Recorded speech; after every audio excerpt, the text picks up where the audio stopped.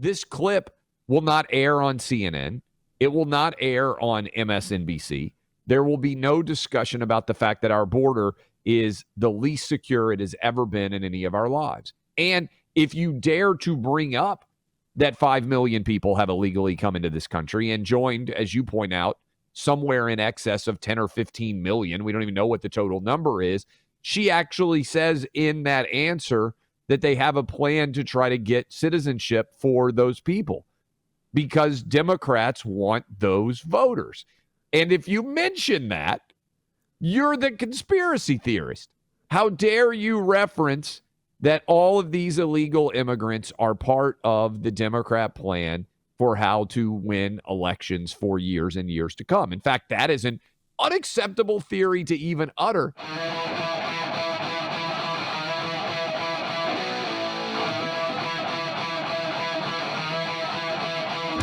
The border is a topic we hit a lot on the show because it matters to all of you across the country. Welcome back to Clay and Buck, of course. And there was a question that was posed to Vice President Kamala Harris over the weekend on, I don't watch these Sunday shows except for the clips of them, Clay. I try to spend Sunday doing other things. But this was the Meet the Press is Chuck Todd, right? So Meet the Press, Chuck Todd interview keeps going here. And Kamala says with a straight face, and you can almost tell based on the way that she says it, that she doesn't even believe the lie while she says it, that we have a secure border. Would you call the border secure? I think that there is no question that we have to do what the president and I asked Congress to do. Is the first request we made. Pass a bill to create a pathway to citizenship. The border is secure. But we also have a broken immigration system, in particular over the last 4 years before we came in, and it needs to be fixed. We're going to have 2 million people cross this border for the first time ever. You're confident this border is secure? We have a secure border in that is a priority for any nation, including ours and our administration. But there are still a lot of problems that we are trying to fix, given the deterioration that happened over the last 4 years. We also have to put in place a law and a plan for a pathway for citizenship. Okay, so let's just be very clear, Clay, about this is just a lie. I don't know what else. I mean, this is crazy. This would be like saying in the depths of a massive recession where you have, let's say we had, 15% unemployment and she's looking at everybody saying, this is a great economy, folks. It's a great economy. That is the same level of almost sociopathic lying you're getting here from Kamala. 5 million people have entered the United States illegally since Biden came into office. And that's an estimate. We're looking at now, anybody who's being serious about it, who's doing a real estimate, thinks there's at least 20 million people in the United States illegally, and it's probably more like 25 to 30 million when all's said and done. That is the honest-to-God number. They've been saying it's 11 million for 20 years. That is not true. That's crazy. So why do you think Kamala believes it's a good idea to just look at the American people and say something that's so obviously false? Because there's no consequences for it. I mean, that's the truth of the matter. Every tweet that Donald Trump sent, there would be 4,000 blue-check journos immediately fact-checking every word. The Washington Post changed their headline to "Democracy Dies in Darkness" the moment that Trump was elected. Buck, last week, Hillary blatantly lied about not having classified emails on her server, and almost no one even blinked. There was almost zero coverage of a direct lie from her that is easily contradicted. People just moved right on because they want it to be true. Joe Biden hasn't even bothered to go to the border. And as you pointed out, 5 million people have come pouring in since he became president.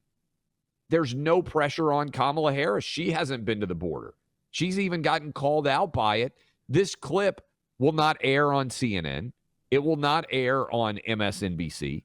There will be no discussion about the fact that our border is the least secure it has ever been in any of our lives. And if you dare to bring up that 5 million people have illegally come into this country and joined, as you point out, somewhere in excess of 10 or 15 million, we don't even know what the total number is, she actually says in that answer that they have a plan to try to get citizenship for those people because Democrats want those voters.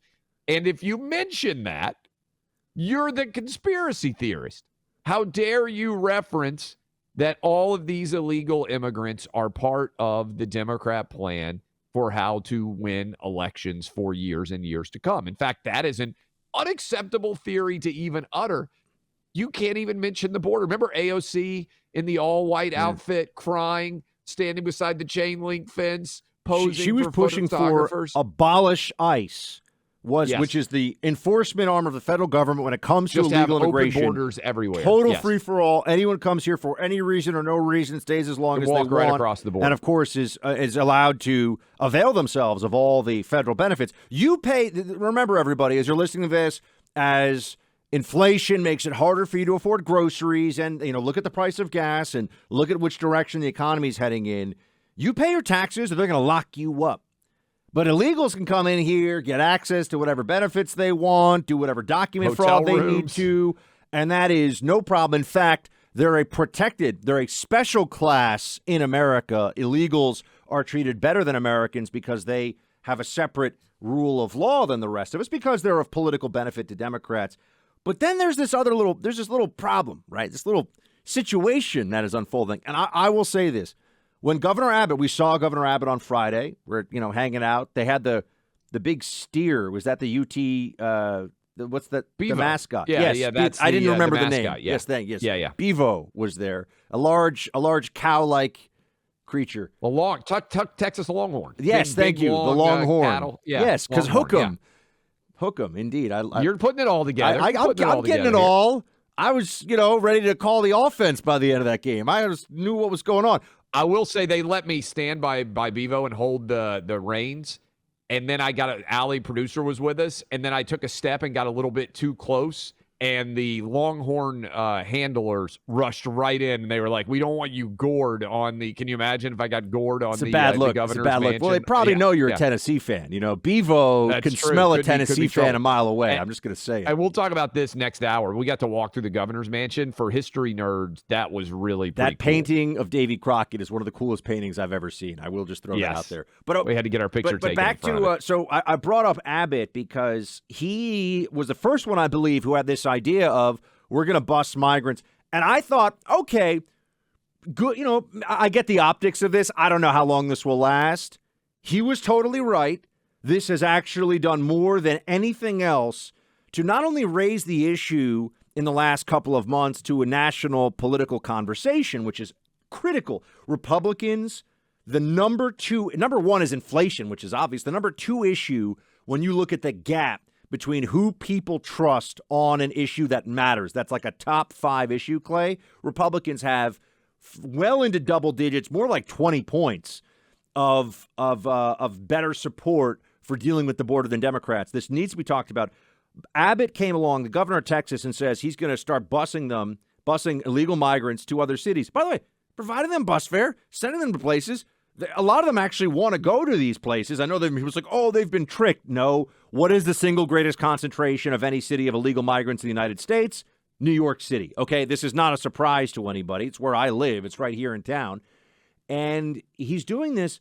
And now you've had the mayor of New York, the mayor of Chicago, the mayor of Philadelphia. Krasner's the DA. What's the Philadelphia mayor's name? I forget his name. Tell me his name. I forget his name. And Muriel Bowser, the mayor of D.C. They have all complained publicly about the strain on their resources of having illegal migrants in their communities. Clay, if New York and D.C. can't handle it, why should El Paso, Texas? Why should McAllen, Texas, that community, have to shoulder this burden? It just shows everybody this story that we're told that there's no downside to illegal migration. And just as a resources issue, never mind even the legal issue, it's just not true. Yeah, and it's a lie. And the fact that Jim Kenney, by the way, is the mayor of Philadelphia, but the fact that we've ended up in this situation, we need to be hammering.